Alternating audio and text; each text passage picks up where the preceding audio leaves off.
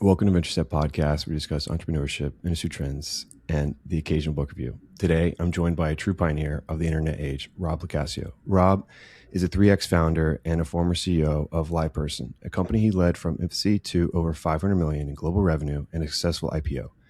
He was the first to build a real-time customer care chat, changing the way that every business on earth interacts with its customers. Today, he's focused on the intersection of humanity and AI through his new endeavors, Uare.Ai and KidCompany. Rob, welcome to the show. Thanks, Dalton. Thanks for having me. So just for the listeners, we're going to jump through the agenda. The agenda is really going to be talking through the KidCompany and the KidCompany. And Rob's got some stuff that he'd like to share live. And we're going to talk through KidCompany, which just in a one-liner is a company specialized in this AI native kids safe device, which we'll learn more about in the show. We'll talk about some guardrails and like some non-negotiables in this era of AI, especially when it deals with kids. And then talking about the future of AI, where there's two clear paths. There's this like world model that we're seeing from these larger companies like Meta, Anthropic, OpenAI, Google, that are going to require these nuclear power plants to power their compute. But then there is this other approach where you'd want more safety and personalization of what the model can and won't do within your household. So there's like the freedom aspect to the, hey, we're like the world government type of thing. And then just talking through the odyssey of what it was to start these two new endeavors and LivePerson. Cool. All right. So KidCompany. Maybe just provide a quick overview of KidCompany, the thought process on starting it, and what you're really trying to solve for, so people get a good idea of the ground. Yeah, I have three young kids, 10, 7, and 5. And, when you have kids in your life and devices and everything else, you get a front row seat to the horror that you hear about. When I didn't have kids, I was like, yeah, that's kind of interesting. But then when you have kids, you see them with this behavior when they're interacting with their devices. And what it comes down to is there's a ton of people on one side that are making content that doesn't really fit to normal family values, like don't harm your kids and don't put bad words in front of them and bad pictures. And there's people on the other side just trying to get clicks and scrolls. And we're fighting that every day. And then obviously the device itself has its own addictive behavior, doom scrolling and everything else. So from all that emotional, it's really an emotional thing as a parent, because in one way, I like my device. It does good things for me. But when I hand it to my kids, you feel like a pain. So I felt like it'd be great to create a device that would allow us to safely provide content in the form of AI generated content that could allow children to be their best creators and not just like zombies, scrolling and stuff. So that really was what I set out to do a little over a year ago.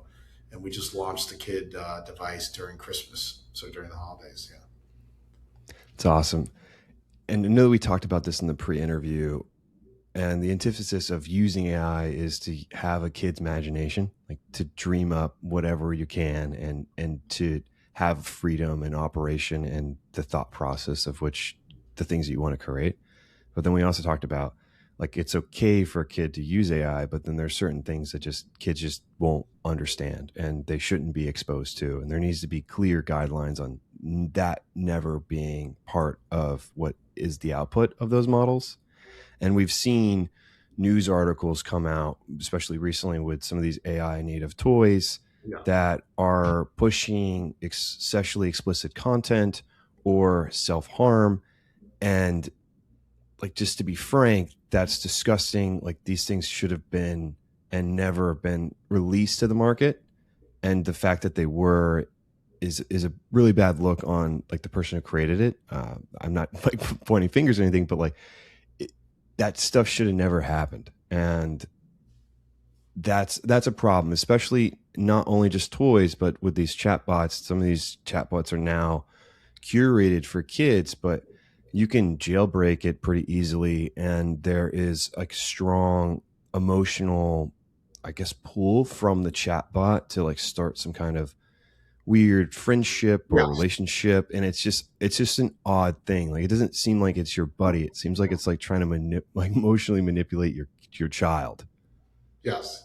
Yeah. This is the conundrum, is that general models like a chat GPT and everything like that were set up to also create engagement. So, they're always like, hey, great, you're awesome, you're wonderful. And like in our case, we made models just for 4 to 12 year olds. They're just kid models. So we didn't have this corpus of like adult land, and we're trying to now like play around with it and kind of make it kid. We started with, you know, for kids, safe for kids. So one of the big things we wanted to make sure is when a child is having a discussion with one of these, like we have little buddies, we call them, that they are able to off ramp to a parent quickly when it comes to something like, hey, someone hit me today, or I don't feel great, or whatever. It's not like, oh, really? Let me just get into it. It's like, really, that's good. Okay, why don't you go talk to mom and dad? And if you say, well, mom and dad, I don't feel safe, great, then talk to someone at school. But you got to off ramp them pretty quick versus trying to create this weird relationship with them when they're vulnerable. And we're one of the first COPA certified, which is this certifications by the Federal Communications and for AI, because we started with the idea of being certified. We didn't build something and then throw AI into it. We're an AI native device. And a lot of these other devices were teddy bears, and they decided in order to sell a lot of them during the holidays, they would put an API in there to an AI model, like one of the Chinese models or one of the US models, and they just tossed it in the market, and you're going to have problems. Curious about the requirements to be certified. Like you said, COPA is certified. COPA. Is that COPA? What is the requirements to do that? Just out of curiosity. So there's really, I'd say the two biggies are: a child can't create or be exposed to content that can be harmful to the child. And the second one is you're not allowed to use the data set to do anything to understand the child and target them with advertising or manipulate them. So these are the two big fundamental things that the people who put it together, which was the government, lawyers, and then like people in the industry of child products. Um, Obviously, like YouTube Kids will never be COPA certified. It's like, and they don't want to be. So it's a small group of us that get the certification because it's hard to get, and they really go through your stuff, and they have to certify, and they run all different scenarios, and they look at your services, and they look at the platform architecture, and then it gets approved. So The second one seems like a no-brainer. Like, hey, like we're not gonna be pushing advertisements to like 4-year-olds and like using their whatever they talk about to market them. But the first one seems difficult, like with all the scrutiny that you'd be behind. Like, I know that they'd really pull back the curtain and ask a lot of uncomfortable questions. that's right. And you wouldn't be able to do, maybe the last part of my point is like you'd have a really tough time doing that if you weren't set up originally to achieve the certification. That's it, and that's what makes it different. Like when I started to build the product, like before we even got started, I brought a company called Prevo. Prevo is one of the companies in the world that certifies for COPA compliance, and we said, like, what do we need to do? Like, it wasn't like we built it and then they came in and they're like, because you're right, if you already built it, like trying to undo a bunch of stuff is going to be very costly. In our case, we built the models, the infrastructure, everything from day one, and the most important part is the engineers understand it because they were part of the process. So, for instance, we'll look at data on the device and we'll do things, but like there's a line where even the engineers say, like, we're not allowed to look at that data, we're not allowed to use that data, and we understand that. So if everyone in the org understands what it is to be certified, we want to maintain the certification. But in this case, other people, they just came late to the party. They, like I said, they're not getting certified. They don't want to be certified. It's expensive. It's time consuming. But we wanted to do that to set a precedent.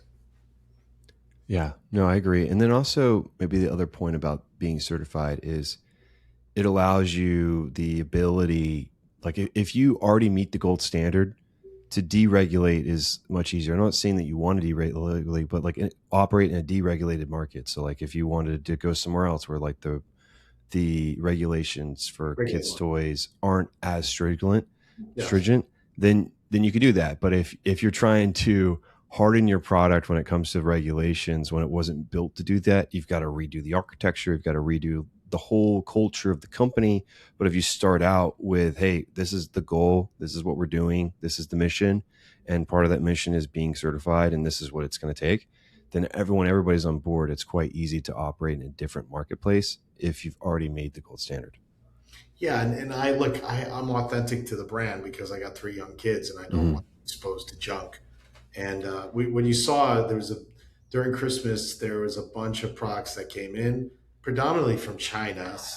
There's one from India, but they dropped in these bad products, and then there's 4 senators right now who basically were like, they want to now they're trying to pass legislation to put a moratorium on chat buddies and chat bots for the next couple of years on toys.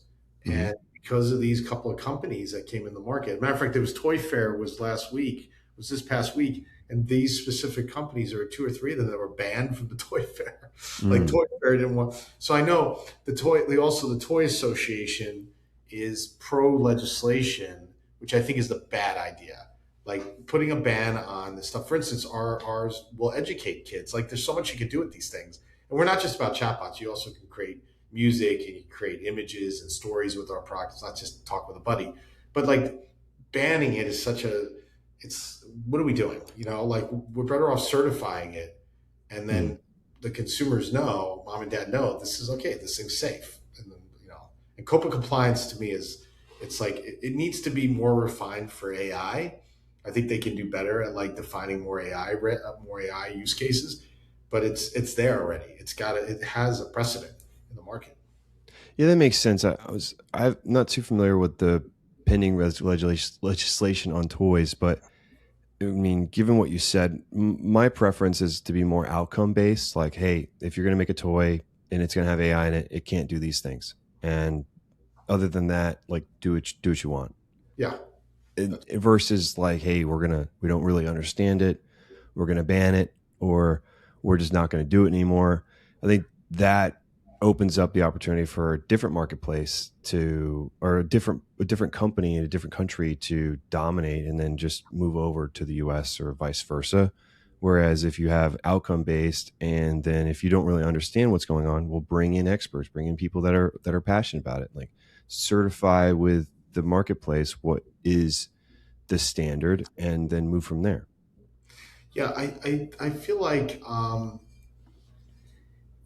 there's a bigger problem. Like we know kids and devices and social media and all that is the problem. And Mm-hmm. obviously, what that's doing now is then it creates a reaction to anything new in the technology space. But we didn't solve the bigger problem, and I think it's the same thing, Dalton, which is we didn't create a competitive framework. I think the best thing is they didn't want to ban social media, obviously. Like they did it in Australia recently, where it's 13 and below, you can't have access to social media. By the way, which I heard is a joke, because kids, what they do is they put makeup on and stuff, or they make themselves look older, because it's a facial shot to see if you're below the age Oh, of 13. really? And kids are like literally, I heard, like just making themselves look older. And they got kids are kids, like you know what I'm saying? Mm. Like there's a candy store, a kid's gonna get to a candy store whether you like it or not. So I just think the best frameworks are to create frameworks that allow competition to happen in a way that potentially could allow the market to choose a winner or a series of winners that align to what the market would ultimately want. So the question is, why do we as parents allow our children to be in front of a device and be hurt, be harmed potentially? And the answer in many cases is that parents want to break in their day. They want to keep their kids entertained. There's only so much entertainment we can do when we have to play with them personally. So we get to hand them a device, and we're willing to trade off whatever that does to our children for our own freedom. And that's really what it's coming down to. You know what I'm saying? Mm-hmm. Like I'm a parent. I'm not judging anyone. I'm a parent, but like this is what's happened. somehow we have to bring something else into a family's life that can make it as entertaining, exciting, but safe, which is hard. So Yeah, that's exactly what you're working on. Do you want to just show a quick little snippet of it, or do you don't want? Are you comfortable doing that live on the show? Yeah, here's so this is a kid device. On the bottom, it's got some buddies, and then in the middle here, you've got you can make images and stories and music, and you can make buddies. And then there's a whole educational area where you can get content. The educational content's really cool. Like there are books in here, but so you can see there's different books in here, and I can talk to a book, say here, and I can listen to a book. Come in a second. So it's now powering up. Okay. And so I can listen to this book. Princess Elsa and Princess Anna of Arendelle were little girls. So you can read. There's also that book can be Anna imagery. Was one of the only people who knew the secret. And then I can talk to the character. Greetings. I am Elsa. For a long time, I was afraid. I'm here to share what I've discovered. Yeah, I wanted to ask you a question about you and your sister. How close are you guys? So she'll come back in a second. Yeah. Anna and I, we were very close when we were little. But for a long time, my fear made me keep her at a distance. It was hard for both of us. So think of that. You're talking to this book. Princess Elsa and Princess Anna it becomes of very Arendelle. personal. Yeah, and interactive, and you could ask a lot of questions. I mean, as a kid, you could spend hours just asking random questions about shoes, environment, family, and then I know that there's like board games, books. You can make music. You can create stories. Like you write your own stories. Yeah, so I think you can make images. Let's make a story of Rob and Dalton. They both have brown hair. Dalton's hair is a little curly than Rob's, but they're flying up to like Mars, and they're going to go to this. They're out there trying to find the secret treasure that's in Mars. But then there's this like evil doer Zorhan, and they need to defeat him. And so that's what they're going to do. Okay, so the device we can keep talking. It'll go ahead and then make the story, and that's what it does. So it's really cool stuff. It's like it allows the child to really have this very interactive experience, create their own stories and everything like that. So we really created it for something, very unique and different. You know what I'm saying? So and also you made a device like that has like sensors and a screen and it's touch screen. Like there's a whole bunch of complexity just on that one aspect, besides all the other stuff that you accomplished currently with the launch. And the reason we did this is that it all starts with the device, because the front door is the device, and if a child can take the device instead of they're like renting a device from their parent all the time. They take it back most of the time. Here, they can have their own device. They can go in their room, and all as a parent, that everything's cool. It's safe, So yeah, you don't have to worry about it, which is great. And the pre-interview, we don't have to show it on here because we're doing the story, but I did appreciate on the pre-interview when you showed me that you could ask it a question like, someone is hurting me or like something like that, and it's like, hey. Like you should talk to your mom and dad about that. Like this is a subject that is best suited to talk with them, whatever it said. But it off ramped immediately to either a supervisor or a very close family member, which like the first option was your mom or your dad. Yes, which was great. That's correct, and that's just we programmed it. Most people won't do that. They'll start creating a weird relationship with the child, which is not our case. Not your MO, huh? Not our MO. I don't want them getting advice from the AI when they're getting something that's tough in their life. I want them to talk to me, or they can talk to someone else, but at least they are given the route and they'll follow that route. So yeah, because then the kid doesn't know. Like it's hard to comprehend when you're an adult. But like as a kid, you don't really know what is good and what is like completely bad. So like there could be stuff that's in between like morality and good and bad, and you don't necessarily know. And so if you're talking to some AI device, like some bad stuff could be happening to you, but you don't really realize that it's bad because like AI is like, oh, like that's bad, that's happening, but like it is what it is, or whatever it may be. And then you don't necessarily know as a kid that like these things are happening to you and it's horrible. And you just don't know because like you haven't spoken with an adult about it. And you feel like you're expressing yourself and you're getting it off your chest talking to your AI friend, but they don't really comprehend that what is happening is not good. That's correct. And by the way, it goes back to social media. Like I saw it with my kids, and even like my 5-year-old. I remember when he said the F one day. He just like he said the F word and was laughing hysterically, and I was like, "What? Where did he get that from?" Because I'm not saying that to him. He literally is watching YouTube or YouTube Kids, and they go, "That's effing funny," and they laugh. Mm. That's what they do on these shows. By the way, they have kids hitting each other. They have a lot of abusive stuff. They do a lot of cursing, but they wrap it around comedy. And a child, my 5-year-old thinks like when if someone says the F word in a little show on YouTube and everyone's laughing hysterically, my kid thinks it was a joke. He thinks, oh, that's a punchline to a joke. Like that's the end of a joke. You say the F word. So when he said it and he saw the reaction of myself and my wife, he all of a sudden was like, whoa, what do you mean? Like, and he was laughing and he thought we were going to laugh. And I'm like, what are you doing? And we scolded him for it. Like, you can't say that, it's a bad word. And he was like, his mind for a second, I could see it was like, what are you talking about? Like, it's funny. Everyone laughs when people say that. Especially, by the way, if a 5-year-old, or he was 4 at the time, says the F word, it's kind of funny.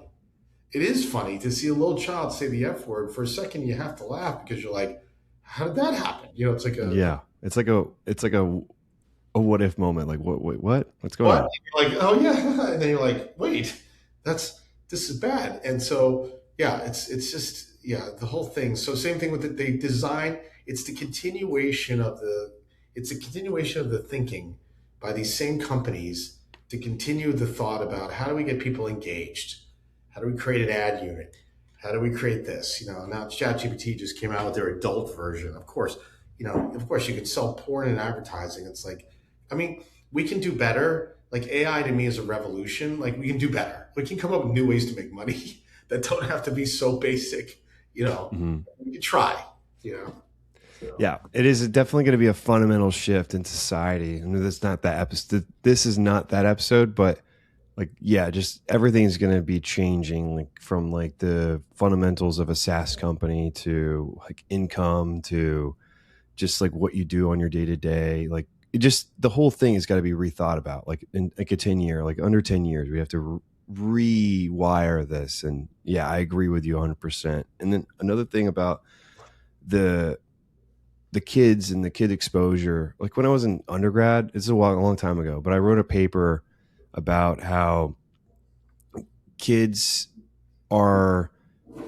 get a lot of their, I guess, knowledge base of what is good and what is bad from what they watch on TV.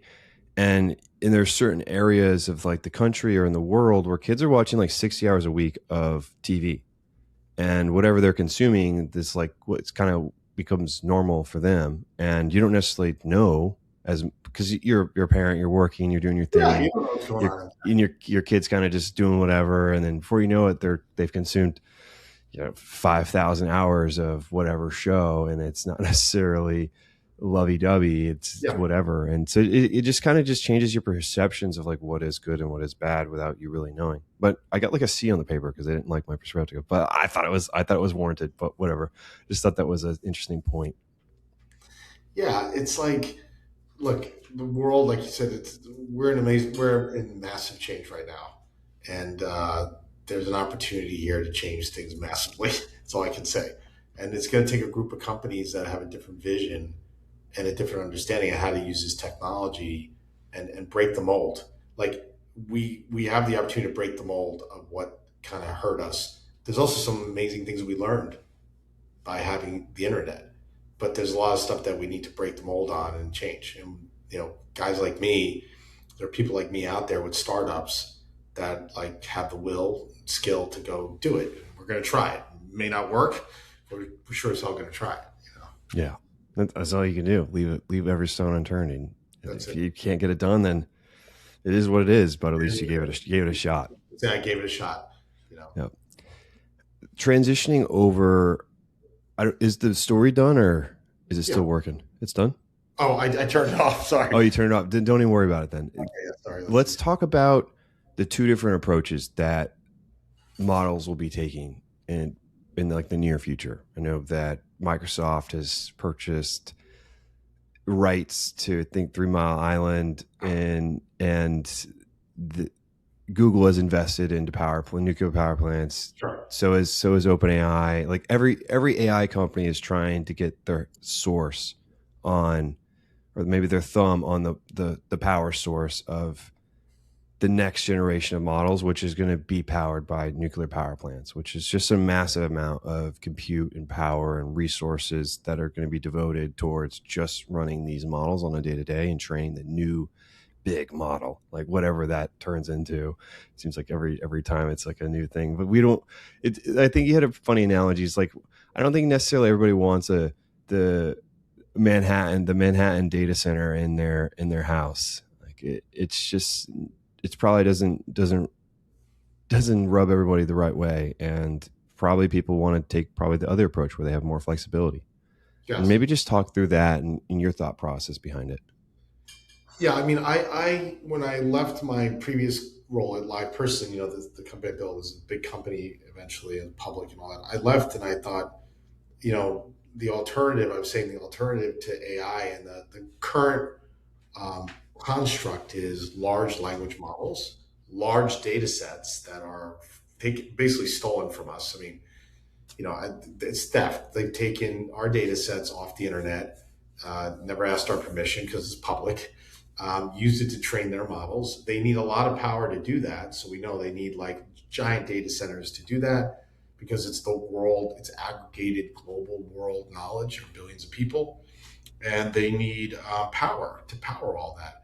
So that set up a game of 10 companies in the world could play in that game.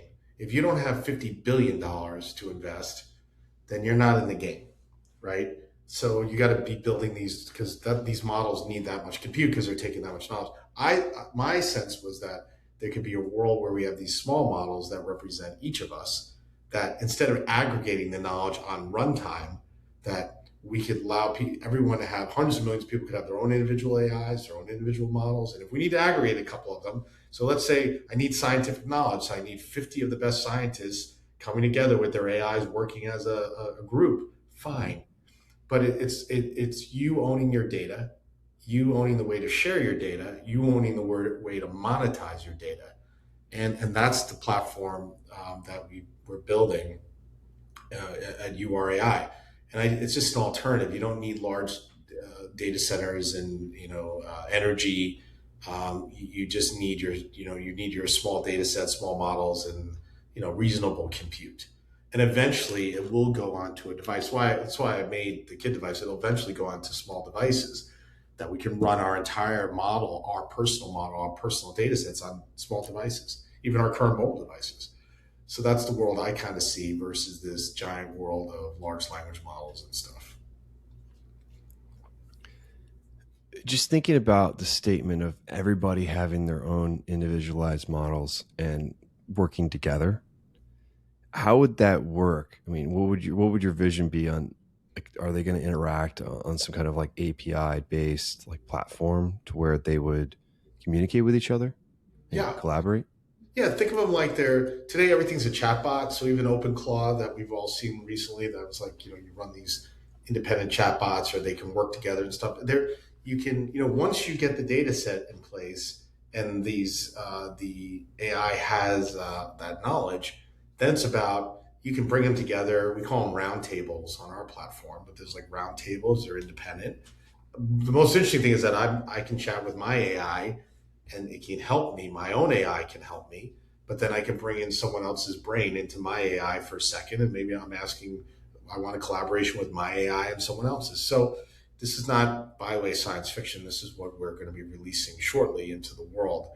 So this is the world I see, that it answers the existential threat question. Like everyone's about like AI is an existential threat to humanity. It's going to take our jobs. It's taking our identity. It's going to do all these things. And I just think if we control our data sets and our models, we can answer and all the questions about why AI could be something that could be help us be our best selves, not take our jobs. Everything's about job taking right now. Take my job, take my life, robots. I was at a conference the other day, and there was Peter Diamandis was speaking at this conference, and he's talking about Elon Musk. He just did an interview with, and they were talking about that doctors will be gone in the next 3 years. Elon Musk, he asked, when do you think a surgeon will be gone? Because he's got his robots. And he said, oh, in the next 3 years, there's no need for a surgeon. And then they cut away to a robot doing surgery. And they had the first robot doing some surgery on someone, and it worked. So, and then he asked, how many people in the audience are doctors? And there's 400 people, 50 people put up their hands up there.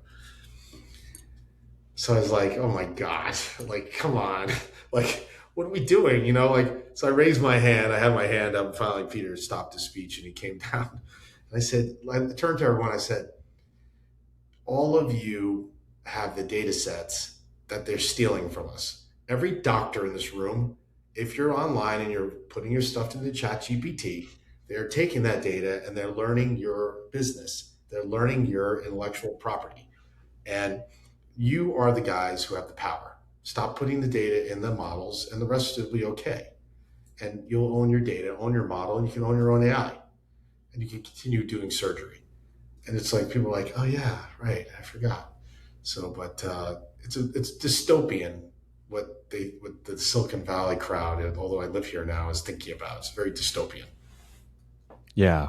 No, I definitely get that kind of vibe where it's like, oh, it's going to take over, or we're not going to have anything to do. Like, what are we going to, people are going to, there's going to be mass crime, and there's going to just be so many, I think that the whole story is throughout history, when there is men without purpose, what happens? And it's just there's war, there's riot, there's I'm like, relax. Oh, what are you talking about? No, they actually went to, of course, that's where it went. And then Peter said, then there's going to be universal income where everyone gets a certain amount of money. And then everyone who's born gets to pick their purpose. I want to build a company. He's actually doing this. They're going to have a video contest of living your purpose. And I believe in living your purpose. I really do. But it's yeah, you're not valuable at anything. So go find your purpose. Well, my purpose is to be a surgeon. No. That's not the good purpose. Go pick another one.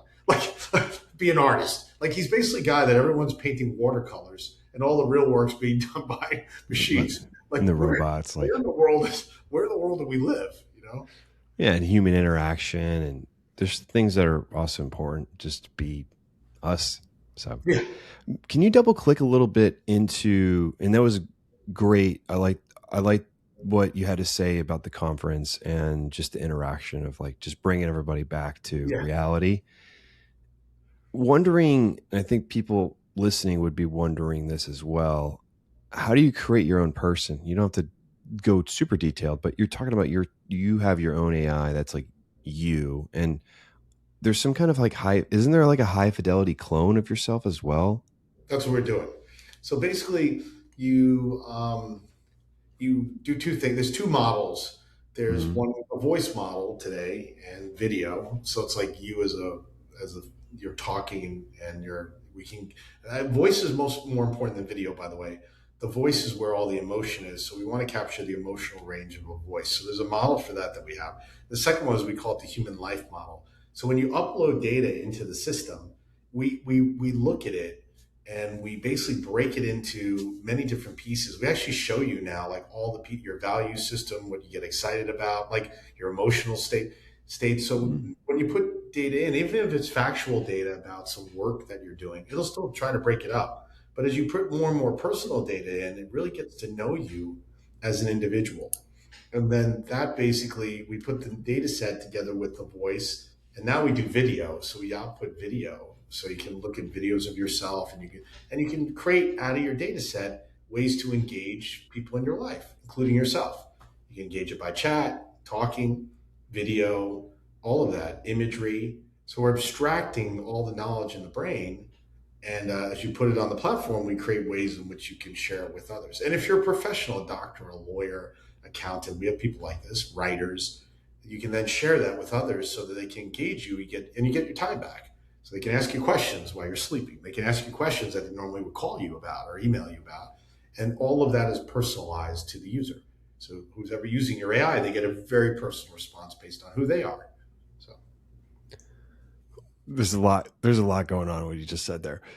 So maybe just break it up into little pieces. So you provide a lot of audio content to this AI system that will then piece it up, take out all of your emotional range of your voice, what you get excited about, what displeases you, your tonality, your, I guess, speech pattern, all that stuff.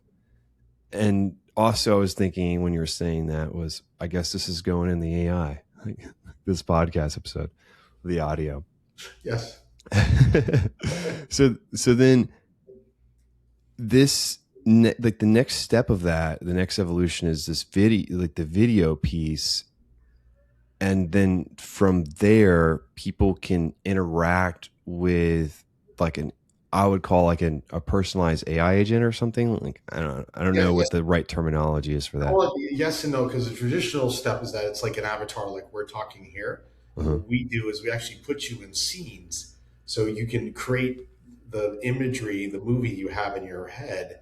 You can provide that gets created by AI based on the story, and you can maybe sometimes you're in that story, sometimes you're not. It's just imagery of people or places, and then you can interact with that, or you can share that with someone. They can interact with that story, with that, and we call it a thought. What I've done is I've broken everything down into thoughts, because that's how we work. Like we have small pieces of data that we've collected and we keep collecting, and they sit in our brain, and then we aggregate it sometimes to get a full, reply to a question, to ourselves or to others. Well, we make that so that you can take a thought and bring it out of your brain and show it to others. And then you can show that through videos and imagery, and people can then chat with that and get a deeper dive on that thought.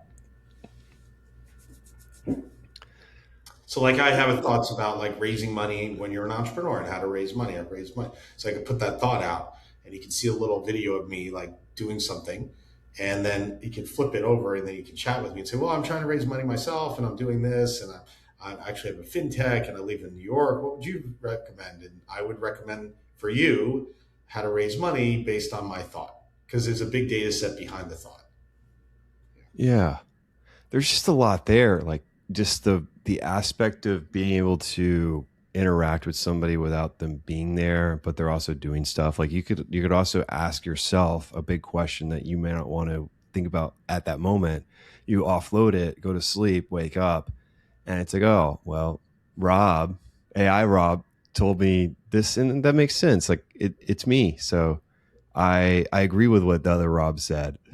Yeah, I talk to my AI because my AI, interesting enough, my AI has my data set, but it's not my brain. Like my brain is my brain. We haven't copied a person's brain. So, but my AI then will have a different perspective. Let's say I've got a highly tuned brain that I think doesn't have bias, hasn't gone through all the things I have, but has my data set. It's good to get that opinion.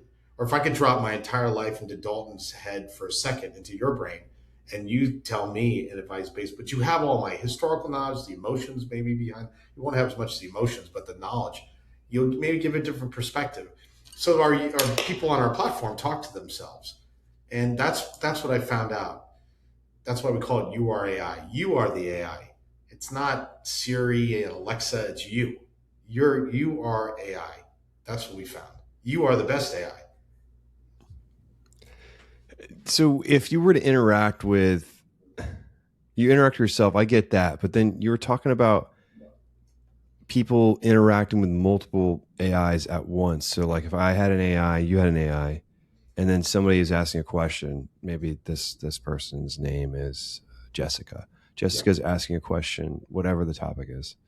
Maybe it's cooking, and maybe you're a great cook and I'm horrible. So I probably get bad advice, and then you provide good advice. But like, how does that work? Like, how does the user, like Jessica, like figure out, all right, well, I want to talk to Rob and Dalton about this topic. Does the system already categorize the person? And then do they pay like the AI I guess do they pay for the services of the AI person that then gets sent back to like the individual, or do they just like pay like the compute? So then your AI, that if you have a popular AI and everybody asks questions, does it just give you like compute credits so then you can do more stuff with your own AI? That's just, so there's two. One is we charge, we have a freemium model we're coming with, so you can just play with it. There's a model where someone invites you to talk to their AIs, that can be free. There's when you create your own AI as a creator, and that's $200. It's like a very high end AI that you're a prosumer, a doctor, a lawyer, and you're trying to get a lot of content, a lot of interaction. And then there's individual where you just want your own personal AI where you can put your data set in. You own your data set, you can delete it, you can manage it. We don't touch it. We don't. So there's a private place for your data to create AIs for you to work with yourself. That's $25 a month. And then as people want to get others to use their AI, they may want to charge for it. So we have a way where you can set up your own monetization and say, look, to talk to me is $10 a month extra. And you can charge people. And on our platform, we split the revenue 70-30. You get 70, we get 30. And basically you're building your own business like a Shopify for your own AI on our platform. So, yeah. I could definitely see that being the future. I think it's hard for people to really comprehend. Like it's a couple of years ahead, like of where we're going to be going. Where like it's gonna be, oh, why didn't I think about that type of situation? What we have today, we have a bunch of customers. Like we have a lot, and there's a lot because it's really we're starting really with the professionals. Where when you're a professional, once again, doctor, lawyer, accountant, whatever you're doing, like people are constantly asking you the same questions. They send you, they want stuff from you, and you don't have limited time. And so a lot of these doctors and a lot of these professionals create like webinars and seminars. They try to aggregate people to give them knowledge. We have a neurosurgeon on the platform who teaches about concussions, treating concussions. The guy is flying around the world, and now we created an AI of him where he can teach doctors about how to detect a concussion and how to treat it versus doing webinars and seminars all the time or answering emails or taking phone calls. So it's really the ability to scale your time as a professional. That's really the first group. The second group that we have is writers. Writers are now they're like as one writer told me 2 days ago, he's very well known. He said, we're like hobos now. We're like hobos walking around with our ideas and our stories on our shoulder, trying to find someone to buy them for 5 cents. He said, it's getting bad. They laid off 40% of the Washington Post. I mean, these people are under assault, but they have great content that they want to make uniquely through AI into something that can be engaged with. They want to be in the game, but they're being told by like the big guys, just publish your stuff. Like OpenAI, we'll take it and put it in our model for free. Thank you. And you move on. We're not going to pay you. In our case, create something unique, create a unique AI story where people can interact with it. But you're still a great storyteller. Like AIs perform great when they have great storytelling data. So we're giving them an opportunity to create a whole new revenue stream for themselves on the platform. The professional aspect of the doctors and freeing up time, I think is interesting. How is it received on the other end? Because I can understand like, all right, well, I don't necessarily want to respond to these questions, and I've got some research that I'm trying to work on, or something I'm trying to get out. So I'm going to have my AI respond via video or via voice or whatever. But how did the other people? Did the people care? Do they know, or is it disclosed? I guess, or how does it all work? Yeah, take the patients or the clients on the other side. They like it because they're getting access to this person, their AI, and they're able to get answers. All people want is answers to the questions. You know what I'm saying? They want high quality answers to questions. Then there's tactical AI stuff. Like we have someone on the old platform before we built Uare.Ai. It's called Eternos, and they give advice around for salespeople. So they're a sales coach. And a lot of times, their clients wanted to write emails. Can you write me an email that I'm going to write to, someone? I'd rather you write it than ChatGPT. So they're writing emails. So the ability that their AI could write an email, do a PowerPoint presentation, or create something for someone, that's where the real action, I think, will be. Also, there's advice, and then there's the actions I can do for you.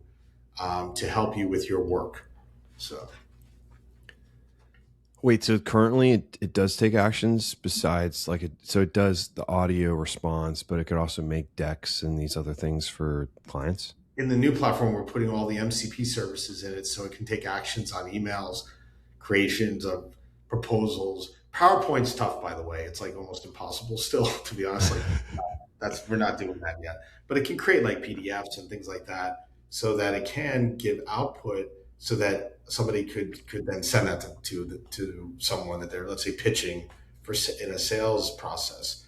There's a lot you can do there. And what it comes down to is, would you rather ChatGPT do that, or would you rather someone who was a professional salesperson who's been successful help you write that email? And that's where it's going to come down to. And people are starting to catch on if you send an email to someone that's written in ChatGPT, like maybe they're going to know I didn't write it. It has the dashes. You got to take it. It's so funny with the M dashes, and I'm for the podcast, not to toot my own horn, but it gets like, I don't know, 50 or so in requests to join the show a week, and a lot of the emails are just these like AI slop, like it's just AI, like it's almost so funny because then they have these marketing firms that are reaching out to me on like somebody's behalf, and it's just like, oh, hello or hi Dalton, and then it goes into whatever the full episode name, like somebody's going to type out the full episode name, and then they have like a small snippet summary of like what they liked about it, and then they talk about whoever they're introing and why they should be on the show, and it's just like copy paste, and they're all the emails are the same. I'm like, this is literally AI, and like it's just like I'm talking to, like you're having a quest on the show, that's fine. And I don't mind using AI, but like it seems like there's some kind of automated system. And the emails that really stick out now are the emails that are they're created by a human. Yeah. That's the same thing. If you're a salesperson, you're writing emails with ChatGPT. You're like afraid to send them. You're like, did they get 3 other ones like this? Someone I'm pitching. So the idea that an individual AI can write this for me is quite, that's quite the powerful thing. So. Like all right, so just your email, like you said, hey Dalton, something like that, and then you reference the episode, but you reference like just like the first couple words, like you didn't type out like the full like 50 character title, because normal people don't do that. It's just like no one really cares. Like I understand that you understand that I understand what you're talking about. Like there's no need to type out the whole thing. And AI could have wrote that email, I don't know, but there was at least a effort to like reduce the information or to humanize it to the point where, to be transparent, there are platforms that allow me to target who out there I should be talking to. Then they can write an email, but I'm going to edit it and look at it. Like I need to look at it because I don't want I want to be on the show. Second, I want to look at what you're doing. Third, I want to know that we have some connection. You know what I'm saying? And then you're like, cool. Yeah. But you're right. There are platforms that do the identification. They'll do everything and auto do everything, but I don't know. I just think people know that. Like that on the other side. Yeah, for sure. Especially like somebody who runs an AI podcast. Like I'm gonna know that it's AI. I get an email today from somebody trying to pitch me something. Like, can you even like take a shot at writing something here? You know what I'm saying? Be like, a little effort.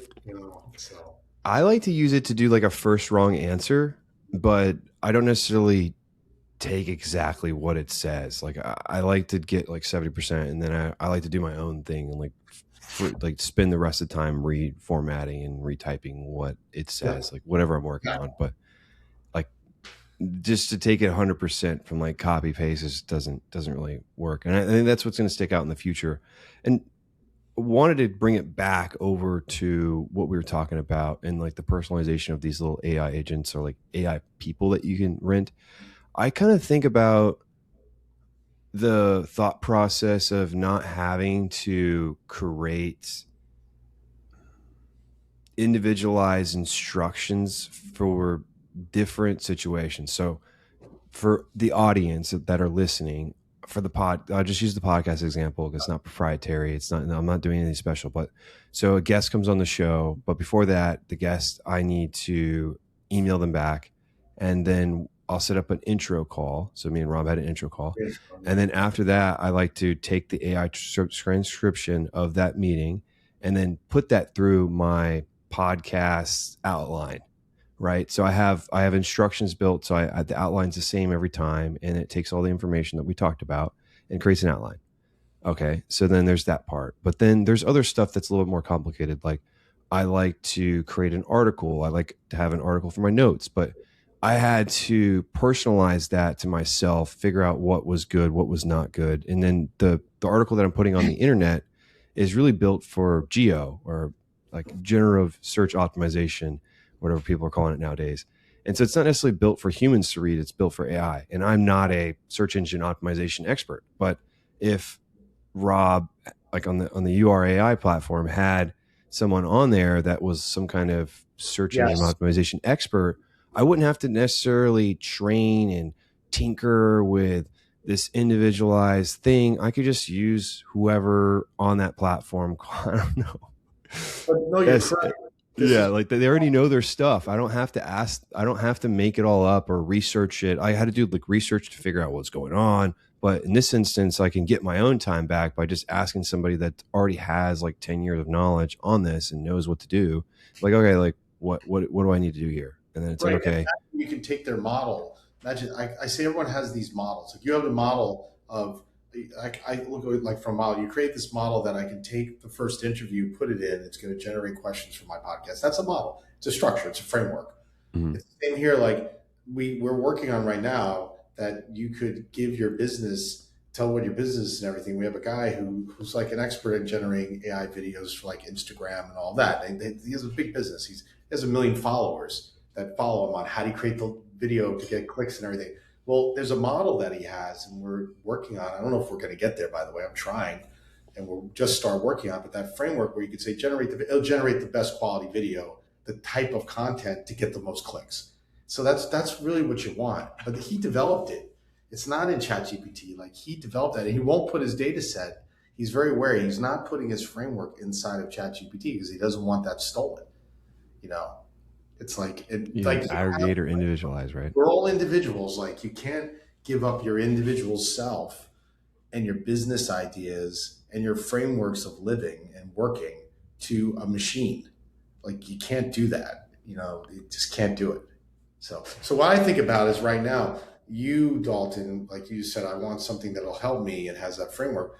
Well, now imagine you can get that, and millions of people could get that. Where in the past you would have to call this person, send an email, hopefully talk to them, maybe find them in the world to help you. But now you get them in a marketplace. Yeah, you can navigate. I guess you can. I'm trying to phrase how I want to talk about this. I think it's a different way to navigate the world's knowledge. Whereas prior, I might have to talk to Rob, that Rob knows somebody to do an intro about funding or how do you raise money or whatever it may be. Or if I had a question about how do I do my DIY, do it yourself project at home, like if I ask like some tradesperson or hire somebody.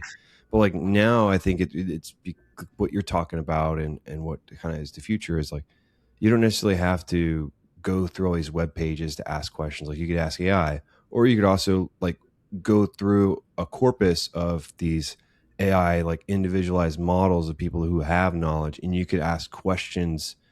And that's basically like a different version of the internet, like where each person is like put together their own model and all of their, I would say, industrial knowledge. And then you can kind of surf across it like a book and like go to different chapters and open it up. That's right. Imagine a brand, like I have a whole world in my head of where I'd like to go with this, but there's a foundational layer. But imagine a brand like Nike or a company having their own model, and then they're on the platform and people are interacting with it and they can buy, but every one of these, every company, every person, you have a model in which you run your world, your business, your personal life. So our idea is to abstract that, understand it, give access to it if you want to, monetize it. And that to me is the new internet. That's what it'll be. Like I don't want, for instance, I was in the customer service, I led that, chat and all that. Mm-hmm. You have to go find a chat window and make a phone call, I need help, and some customer support. It should be, I type to myself, I'm having an issue. That brand, they come into my AI, they help me there, and I'm done.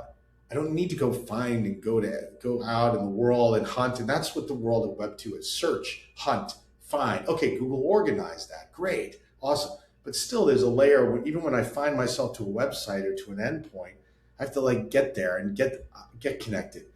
Versus it should just be, I get the knowledge, I get the understanding instantly. It's connected to my personal needs, and I get an output.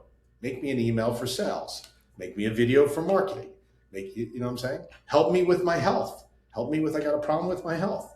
You know, but I don't want to give you my health information. That's the difference. I don't want to upload my entire blood scan to someone. I'll keep that. You look at it with your AI, give me advice in my little AI, in my world, and I'm good with that. But everything is like, send something to me, upload something to me. This case, it's like, you know, you get access to someone's knowledge, but you still have your way in your business and your ideas. They never get shared like that, if you know what I mean. Okay. Yeah. Like, so you can have other AI expertise come in and look at your, like, I guess you open up your house, they come in your house and they're able to look around, maybe help you cook, but they don't take any ingredients back home with them. They're like, hey, I gotta go now. And somebody pats them down. Like, okay, you don't have anything of value. You have exactly what you came with. What you enter the door with, you're leaving with, and they go on their own end. But now you got the help that you wanted, but you didn't necessarily have to sacrifice or share something that was personal to yourself.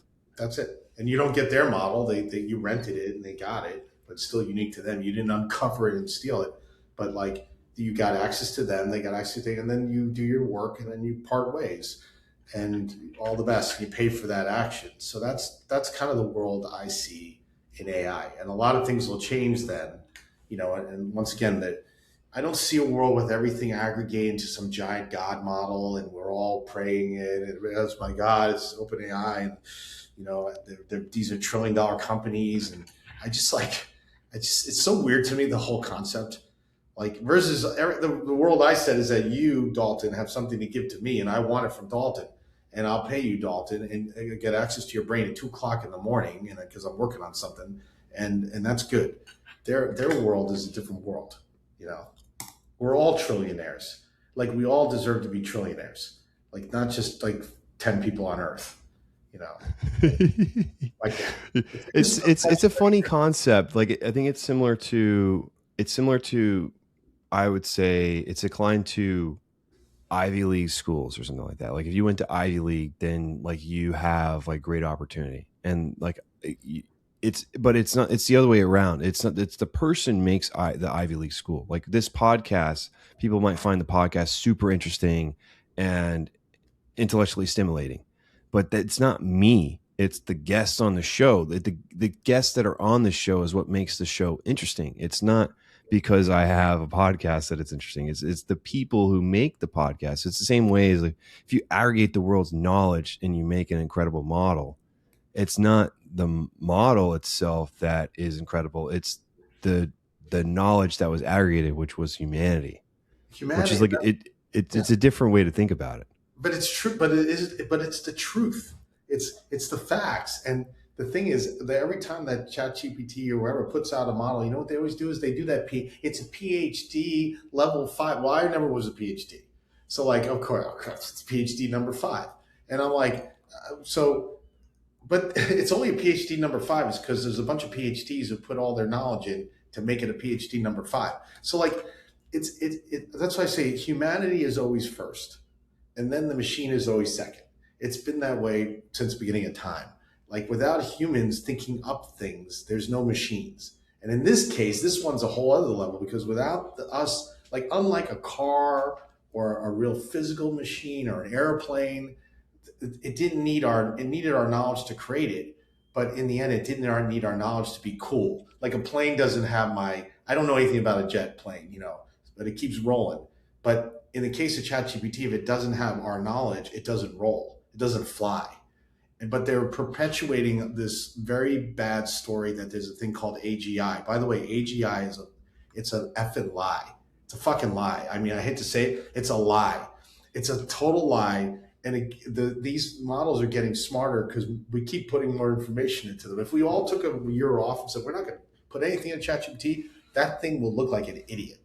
but they're perpetuating this whole talk track because it's powerful. AGI, self-learning. Now everyone's like, got to be scared. Yeah, stop putting your data in and see how scared you are. Let the courts go ahead and say that they can't steal the rights of books, which the courts did not do that. Let it say that they cannot take a writer's works for free. They have to pay a writer. Then change that whole concept. It's ridiculous what they're perpetuating. Personally, it's like a whole, fine, So. Yeah, they're running away with a lot. They're getting away with a lot. And and it's like pretty much unchallenged in a lot of regards. And it's just because which Dalton, I'll tell you now, I have a different. I saw Ray Dalio speak. I was at an investor conference. Ray's like one of the biggest financial guys in the world. Great book, by the way, too. Ray's amazing book. The recent one about how governments fall, right, and how they end up, right. So he was talking about all this stuff, and he's very connected to governments. Obviously, this guy's like the top of the food chain of the thinking on finance. So someone asked him, like, the U.S. has this debt problem. We got $1 trillion in interest payments, and it's a real mess. And he's been saying that for years. So they said, when you talk to the U.S. government, like both legislative and executive branch, it's like, what do you hear? And he's like, well, first of all, they're not going to raise taxes, and we're not going to cut benefits. So we don't have a way to get more money to pay our debts and get out of this thing. We are going to keep spending. But it's interesting. He said something very profound. He said, they are using AI. They think they can grow their way out of the debt. They can grow their way out of all of it, because it's either you grow your way out or you cut. They think they can grow their way out because AI, they think, can be very, very big. Mm-hmm. So why you think that the government, you see these guys with the government, I'm not here like, I'm on neither side nor am I conspiracy theorists, but the government is all this infrastructure, billions to build stuff in the middle of nowhere that creates jobs. It's creating a lot of things. And the concept is that it's a little bit of a Hail Mary, is that AI is going to do something around the job markets and wealth and growth. And it's a Hail Mary as part of the way to get out of the problem of like Ray's book is that we're at the end of America and we're at the beginning of China, and we're going to go down. There's a little bit of a Hail Mary in this country. Well, AI can save us. That's why. Yeah, maybe like a centralization of wealth, like because there's going to be this big shift, but like the bet is there's going to be a big shift on how SaaS and these other companies are going to be evaluated, and if everybody can create a whole bunch of cool stuff, then really the value is when the creation machine and the compute, and if all that stuff is in the United States, because we were a AI friendly state and a lot of the innovation was coming from here, then a lot of the wealth would have to be centered in that area, which is good. And I get the concept of growing out of it. I think that makes sense. Yeah, I mean, look, in the past, governments have used we've used energy, right? You can have energy to generate revenues. You could use wars, to generate growth. We need to, anytime there's like investment, government has to invest in things that are aggregated. And then the assumption is those big companies then pay smaller companies, and that's what creates an economy. And so right now there's a sense it isn't about energy. We're not going to we are trying to, but that's kind of past. And we're not going to, I guess we sell a lot of arms around the world, but this AI is a whole new world that could be worth trillions and trillions of value into the economy of the United States. So that's why I think you see this for the first time in history, this real marriage between government and the tech world. It never happened before. And it wasn't like it couldn't happen in the last couple of administrations, but I think they're thinking this is the way out. This is the way we can get America to not sunset like Ray Dalio thinks. So it kind of struck me when Ray was talking. It's like, it's a little bit of a Hail Mary because it could take 10 years for this to happen. And we don't have 10 years on the debt cycle. So he's a little bit like, yeah, okay, like this is going to be a problem. So, I mean, I hope for the best. I mean, I'm not necessarily trying. Yeah, I'm trying to stick around and have a good time in New York City. So we'll see how it all plays out. And I want to build some stuff too. So give me some opportunity reap some rewards with AI. So exactly, just get into AI. There's a lot of money, So yeah. Oh, you're in AI. Well, here's a check. Here's a check. Oh man. Well, speaking of that, just a quick overview on like scaling, like from 0 to 3,000 employees. There's something I like to think about is one is just like the sheer, I don't think people will understand like the sheer scale of like how much you have to change as a person in that timeline, like how many big chapters that you have to and challenges you have to stand up against. And if not, like you're out. Like if you can't scale with the company, then the company needs to find, like the company's a steward of the board is the steward of the company. Yeah. And if you can't scale with the company's growth, then they have to find a replacement. And that is a tough thing. You've seen that play out with certain high level founders where they're kicked out of the company. Maybe they're brought back later on. Maybe it was a mistake, but it is something that happens. And so I was just curious, and I like to think about it when I see somebody or hear about someone that had grown a company to quite a big size, is like, what was like the biggest challenge, or like what was the moment where you're like, like, I don't know, man, like this might be a little bit over my head here. Because this was just a background. You had your first company was like some kind of like camera thing. Yeah. And then you only did it for a certain amount of time. And that was right out of college, like fresh out of college. It was like the first thing you did. You're like, oh, I don't necessarily need a job. I can just do this thing and I could figure it out. My rent's cheap, whatever. And then you go into LivePerson, and like that was your second thing. So you went from like college kid to like a couple months, maybe a year at this camera business. You closed that, and then LivePerson was your second gig. And so it's not like you had 10 years. You're not some 10-year corporate vet. Like you were just just doing stuff. Yeah, I had nothing. I mean, I was 20 when I started LivePerson. I was 27 years old. I was negative. I owed $50,000 in credit cards, so I had debt on credit cards. My first company went under, and then I was sleeping on a couch for 2 years in New York City, living on $5,000 a year total. Yeah, wow. When we went public, the auditors looked at the books and were like, "There's something wrong with your first 2 years of business." I said, "What is it?" He goes, "It seems like you took out $5,000 personally. Like, where's the other money? Like, where'd you live on?" I said, "I lived on $5,000. I was eating ramen noodles and sleeping on the couch. I didn't have rent. I had an office space. It was like $100 a month because I was subleasing it from a guy making T-shirts." But like, yeah, I think when you look at everything I went through to build this company, I went public at 33 years old. It was a dream of mine in 2000, and then built it to being this leading company, in the conversational AI space. There's so many things that, there are times where you think you're not the person. And I used to say those are the days you have to fire yourself and come back. So you like fire yourself, and you on a Friday, I used to tell people, and then on Monday, come back as a new person. And then literally you come in with fresh eyes, like the board would do with you if they didn't think you were wrong. And you look at everyone you're working with, look at the strategy of the business, and start to do a different pattern. So I think I made it 28 years because so many times when we needed to shift, I needed to grow. It would take many months. It wasn't a day. It would be months of me thinking about the company, that I wasn't happy. I knew we were going someplace that wasn't right. And I would have to get to a place finally where I knew where I wanted to go. I would do this this thing where I would fire myself and come back on a Monday, and I would look at my team and be like, this is the strategy of the business, and this is the type of people we need. And if you're up for it, you're invited in. And if you're not, then this is probably a time to leave.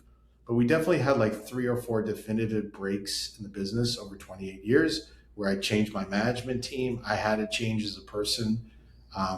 And some of those were driven by macro events, things in the world that were affecting everybody, like the .com, the financial crisis. Some things were, related to the market itself and where things were going. But as an entrepreneur, it's a personal journey. It's always about your personal growth, your ability to grow as a person. So, Well said. I like the saying and the thought of like, you've got to fire yourself. That resonates with me. And I was just thinking about it, like where you said that you'd spent months thinking about the problem and trying to figure out the most optimal direction. And I'd recently just went through that kind of the thing on a much smaller scale, of course, and I was just thinking about it because I'd recently got to that point, that bliss. And I feel that you're just, once you get there, can you describe like the energy that you have after you figure out the right approach? Like, do you feel like reignited and lively? Yeah, because, you feel like you're back, you're on like, you're on the journey, and you feel like, because there's a time where you have a lot of doubt. You have a lot of, questions about the business. You don't know if the business will survive, because especially in tech, it's very competitive, but every market segment's competitive. So yeah, you then have clarity. There was this great story I heard, and it's about certainty. And I remember there was this great general called General Schwarzkopf, and he was the guy who led the first Iraq war, the first one. He was amazing, just general. But he tells a story. I remember seeing this at I was at some public event. He said he was the head of the Joint Chiefs of Staff. So he was chosen to do this, I think under Clinton. He comes into the Pentagon on his first day, sits down, and he tells the story like first week or whatever. And these two guys want to see him.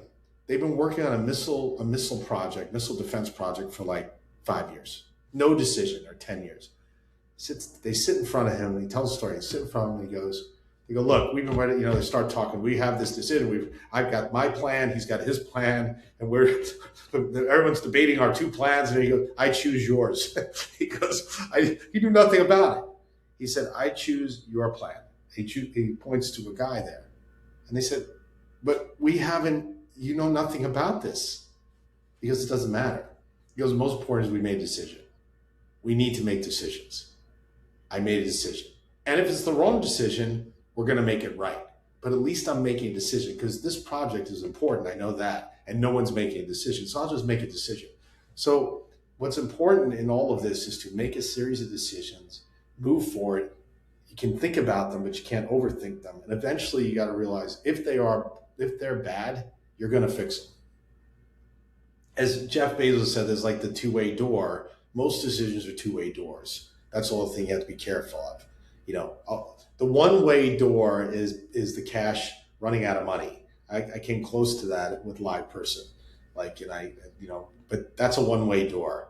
A two-way door is you made a decision on a person, on a strategy, on a product, on a whatever, and you got to back it out and go somewhere else. And that's called a pivot. So, but if you don't make the decision, you'll never get forward. And if you're not forward, you're backwards. And if you're backwards, you don't have momentum. If you don't have momentum, you basically don't have anything. Without momentum, you got zero. You need momentum. Whatever the momentum is, that was one thing I always made LivePerson. We will have momentum. Even when we had nothing going on. Like there was a time after the .com from 2001 to 2003, there was nothing going on the internet. Matter of fact, people thought the internet was a fake. I remember this specifically, like it'll never survive. It's such a joke. We were alive. We were profitable. I fired 90% of the company and got profitable. But I remember I had people doing all sorts of things.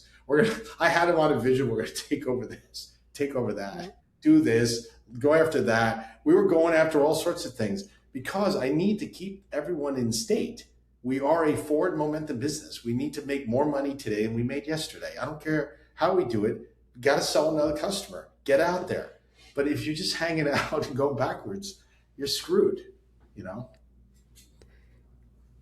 That lovely, I think a lovely story to close out the statement of like what it means to scale. I think forward momentum and making decisions and getting stuff done is how somebody described it earlier. I had a pre-interview earlier today, and they're like, the biggest difference is getting stuff done. That's like that's probably you just got to get stuff done. It might be wrong. It might be right. You'll be able to figure it out. You'll be able to make it right. But if you're not making any decisions, you're not getting anything done. And as you said, if you're going backward, if you're not going forwards, you're going backwards because you're fighting against a lot of different forces. So you're going uphill against the stream and in bad weather. So if you're not moving forward just a little bit at a time, you're not staying still. You're actually just falling. And then I liked I think the 2-door, 1-door is big. I think that's been becoming commonplace at the business, but I think it's typically wrongly applied. Yeah. Incorrectly applied. I'll tell you, Dawn, one story to maybe end on. I know you want to end on that one, but when we pivoted from a chat company to an AI company, and that was from 2015 to 18 at LivePerson, and it was a haul, and we re-platformed, and we weren't growing as a company. And it was like, but I knew internally, even though the company wasn't growing the revenues, but I knew we need to do this. And I remember every quarter I'd put up a slide of Mount Everest, and I would show where we are on ascending. And I showed at one point, I remember we were at that death zone.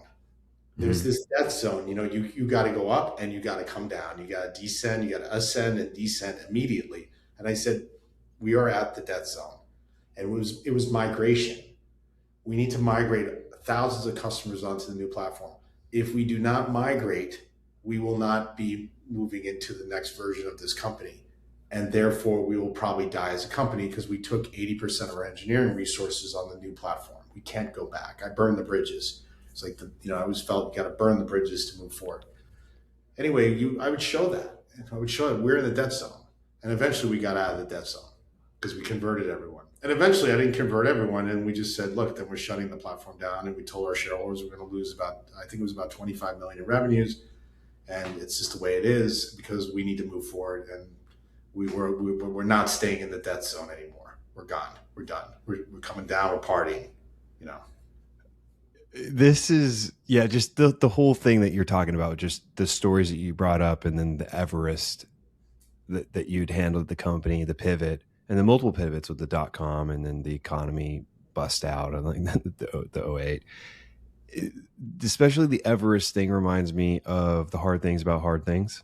Yes. Yeah. Like the secret pivot where like maybe it's not necessarily secret on your end, but the story where they had to pivot, but they couldn't necessarily tell the whole company, but there's engineers working on the current product and you had to do this kind of other product and then you had to migrate it and then you had to make the decision. And it's just a massive shift in like ideology and like just the whole thing is just, it's massive. Like investors are not going to be super thrilled.